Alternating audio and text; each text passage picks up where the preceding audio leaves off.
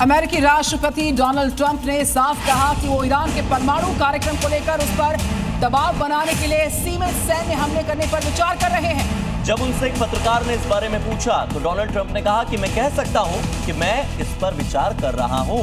Trump ने कहा कि ईरान में हालिया प्रदर्शनों के दौरान 32,000 लोग मारे गए। उन्होंने कहा कि मुझे ईरान के लोगों के लिए बहुत बुरा लगा। बड़ी खबर इलाहाबाद हाईकोर्ट से जुड़ी हुई। पुलिस प्रोटेक्शन मांगना स्टेटस सिंबल है, ये कहना है इलाहाबाद हाईकोर्ट का। तो पुलिस सिक्योरिटी स्टेटस सिंबल बन गया, ये हाईकोर्ट की तरफ से कहा गया।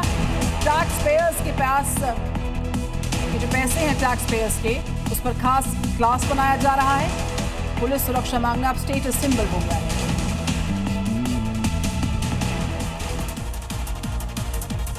जयपुर के एक मशहूर रेस्टोरेंट में आयकर विभाग की रेड क्या पड़ी। मानो अलीबाबा और 40 चोर की गुफा ही खुल गई। अधिकारी आय का हिसाब लेने गए थे, लेकिन वहां तो कुबेर का खजाना निकल आया। मशहूर फूड चेन कान्हा रेस्टोरेंट में आई टी की रेड जैसे जैसे आगे बढ़ी, अफसरों के होश फाख्ता हो गए। रेस्टोरेंट के मालिकों ने दीवार के पीछे एक स्ट्रांग रूम बना रखा था, जिसे देख आयकर विभाग के अधिकारी भी दंग रह गए। दीवार हटते ही सामने आया करोड़ों की बेशकीमती ज्वेलरी और बेहिसाब दौलत। अब विशेषज्ञ इस संपत्ति का मूल्यांकन करने जुटे हैं। टैक्स चोरी का ये खेल अब बेहिसाब संपत्ति को छिपाने के सुनियोजित तरीके का पर्दाफाश बन चुका है। दिल्ली के भारत मंडपम में आयोजित इंडिया एआई इम्पैक्ट समिट 2026 में आर्टिफिशियल इंटेलिजेंस के कई मॉडल्स को पेश किया गया, लेकिन जिस एक इनोवेशन की बात हम करेंगे उसने लोगों का ध्यान बहुत ज्यादा अपनी तरफ खींचा है। वो है भारत की पहली स्वदेशी एयर टैक्सी। देखिए रिपोर्ट।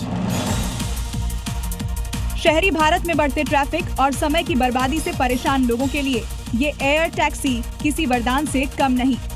ये छत से उड़ान भरकर सीधा मंजिल तक पहुंचाएगी।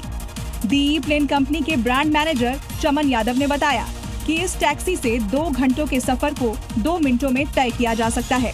एक बार फुल चार्ज होने पर 110 किलोमीटर तक का सफर तय कर सकती है, जो कि दिल्ली और मुंबई जैसे महानगरों में एक कोने से दूसरे कोने तक जाने के लिए काफी है।